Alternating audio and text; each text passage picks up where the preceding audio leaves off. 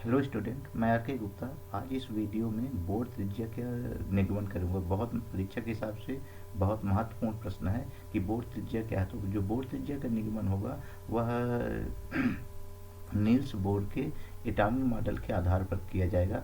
जो बोर का atomic model है उसमें यह माना गया है कि परमाणु के केंद्र में नाभिक होता है जहाँ पर समस्त द्रव्यमान निहित होता है, और उसका जो समस्त धनावेश होता है वह नाभिक पर होता है। तो नाभिक में दो चीज़ें होंगी, एक पे क्या होगा, प्रोटॉन होगा, और दूसरा क्या होगा, न्यूट्रॉन होगा। नाभिक के चारों तरफ विभिन्न वृत्ताकार कक्षाएं होती हैं। जो कक्षाएं होती हैं ये क्वांटीकृत होती है, अर्थात एन का मान 1 2 3 4 5 होगा। यहाँ पर यह विशेष तौर से ध्यान देना है कि जो इलेक्ट्रॉनों का कोणीय संवेग होगा एम वी आर, वह एच अपान 2 पाई का पूर्ण गुणक होना चाहिए। यहाँ एच क्या होगा, प्लांक नियतांक होगा, और एन का मान 1 2 3 होगा। इन दो शर्तों का उपयोग करते हुए हम क्या करेंगे, बोर्ड त्रिज्या का निगमन करेंगे। बोर्ड त्रिज्या का निगमन करते समय आपको क्या करना है कि एक ही छोटा सा डाट लगा के नाभिक बना लेंगे, और चारों तरफ एक छोटा सा वृत्त बना देंगे और एक इलेक्ट्रॉन दिखा देंगे। इलेक्ट्रॉन पर ऋण आवेश होगा और प्रोटॉन पर धन आवेश होगा। दोनों पर जो आवेश की मात्रा होगी ई होगी,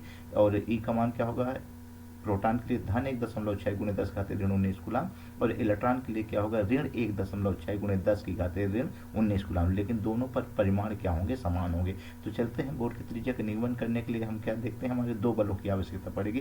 पहला कूलाम का बल होगा, जो स्थिर वैद्युत का कूलाम का बल है। कूलाम का बल क्या कहता है कि दो आवेशों के मध्य लगने वाला आकर्षण और प्रतिकर्षण बल उनके आवेशों के गुणनफल के अनुक्रमानुपाती एवं उनके बीच की दूरी के वर्ग के व्युत्क्रमानुपाती होता है। तो यहाँ कूलाम का बल कैसे निकलेगा, एफ बराबर 1/4 pi epsilon naught Q1 Q2 upon r square से निकालेंगे, कूलाम का बल निकलेगा। कूलाम का बल होगा 1/4 पाई एप्सिलॉन नॉट। यहाँ ई स्क्वायर क्या होगा, Q1 एक प्रोटॉन है और एक इलेक्ट्रॉन है, तो दोनों पर आवेश सेम है, ई है, तो ये ई स्क्वायर हो जाएगा। और यहाँ नाभिक से और पहले कक्षा की दूरी है, आर क्या है, कक्षा की दूरी है, तो ये क्या हो जाएगा, यह कूलाम का बल होगा। और जो यदि कोई इलेक्ट्रॉन या कोई भी कण वृत्ताकार मार्ग में कब गति करेगा, जब उसे आवश्यक अभिकेंद्र मिलेगा। तो यदि इलेक्ट्रॉन का द्रव्यमान m हो और कक्षा में उसका वेग v हो, त्रिज्या कक्षा त्रिज्या r हो, तो यह क्या होगा, m v square upon r क्या होगा, यह अभिकेंद्र बल होगा। अभिकेंद्र बल कहाँ से मिलेगा, जो इनके इलेक्ट्रॉन और नाभिक के बीच लगने वाला आकर्षण बल है, यह आकर्षण बल इसको इलेक्ट्रॉन को आवश्यक अभिकेंद्र बल प्रदान करेगा। यह दोनों समीकरण को बराबर करते हैं, तो यहाँ एक आर कैंसिल आउट हो जाएगा, तो m v square equal to 1/4 pi epsilon naught e square upon r होगा। एप्सिलॉन नॉट क्या होता है, वायु या निर्वात की विद्युतशीलता है या विद्युत पारगम्यता कहते हैं, इसे समीकरण 1 कहते हैं। अब बोर का कोणीय संवेग का नियम क्या कहता है। कोणीय संवेग क्या होता है, एक टर्म यहाँ, एक नया टर्म है। कोणीय संवेग क्या होता है, जब कोई कण वृत्ताकार मार्ग में गति करता है, तो वृत्ताकार मार्ग में गति करते समय जो उसका रेखीय वेग होता है और उसकी त्रिज्या को गुणा कर देते हैं vectorial equal to r cross p, तो यहाँ आर पी साइन थीटा से थीटा का मान 90 अंश हो जाता है। तो ये हमारा कोणीय संवेग, इलेक्ट्रॉन की कोणीय संवेग है एम वी आर, और एम वी आर क्या होगा, एच अपान 2 पाई का पूर्ण गुणक होगा। अर्थात जो इलेक्ट्रॉन होंगे सभी कक्षाओं में चक्कर नहीं लगाएंगे, उन्हीं कक्षाओं में, निश्चित कक्षाओं में चक्कर लगाएंगे जहां पर इलेक्ट्रॉनों का जो कोणीय संवेग होगा एच अपान 2 पाई का क्या होगा, पूर्ण गुणक होगा। एन का मान 1 2 3 4 होगा, और एच का मान 6.63 गुणे 10 की घात ऋण 34 जूल सेकंड होगा।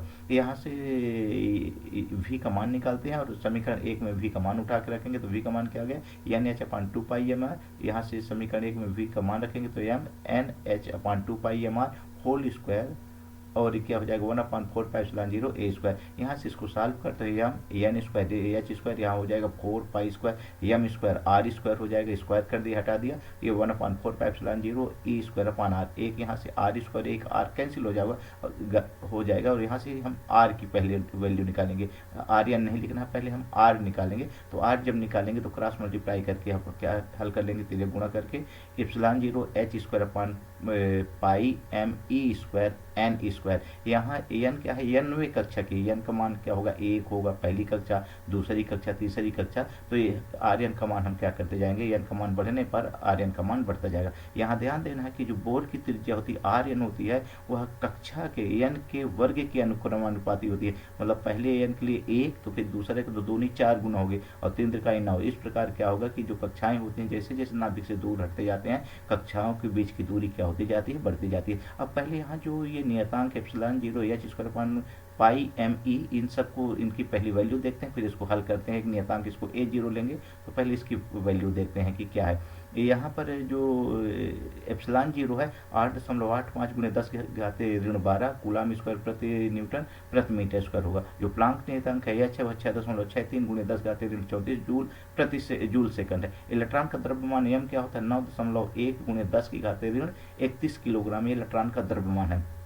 इलेक्ट्रॉन का पर आवेश की मात्रा ई क्या होगी, इलेक्ट्रॉन और प्रोटॉन दोनों पर आवेश की मात्रा समान होती है। ध्यान रखना चिन्हों का अंतर होता है। 1.6 गुणे ऋण 10 का 19, पाई का मान कितना होता है 3.1416। इन समस्त मानों को हम जब रखेंगे तो यहाँ से ये जो नियतांक A zero E epsilon 0 H square pi M E square, इसको हल करेंगे तो क्या आ गया ए जीरो 5.29 गुणे 10 की घाते ऋण 11 मीटर। अच्छा यहाँ पर ध्यान रखना यदि हम 10 की घाते ऋण 10 कर दें तो 0.529 एंगस्ट्राम हो जाएगा। एक एंगस्ट्राम बराबर नोट कर लेंगे 10 की घाते ऋण 10 मीटर होगा, तो ये ए जीरो होगा। अब हम ए जीरो का मान उठा करके यहाँ रखें तो आर एन बराबर क्या हो जाएगा ए जीरो एन स्क्वायर, तो आर एन बराबर हो जाएगा ए जीरो नियत राशि होगी 5.29 गुणे 10 घाते ऋण 11 या 0.529 एंगस्ट्राम हो जाएगा। यहाँ ए जीरो एन का मान 1 रखें, 2 रखें, 3 रखें तो पहली कक्षा यहाँ एन के स्थान में 1 रखेंगे तो पहली कक्षा त्रिज्या 5.29 गुणे 10 घाते ऋण 11 मीटर। ये परीक्षा में प्रश्न पूछेगा पहली कक्षा के लिए,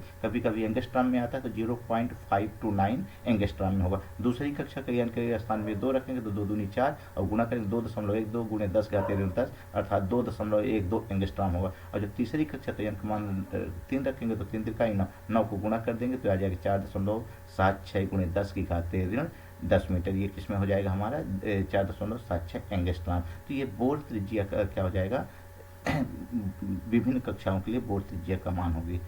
आशा करता हूँ यह वीडियो आपको समझ में आई होगी। Thank you. यदि चैनल पसंद आए तो प्लीज़ लाइक, सब्सक्राइब और शेयर करें। Thank you a lot.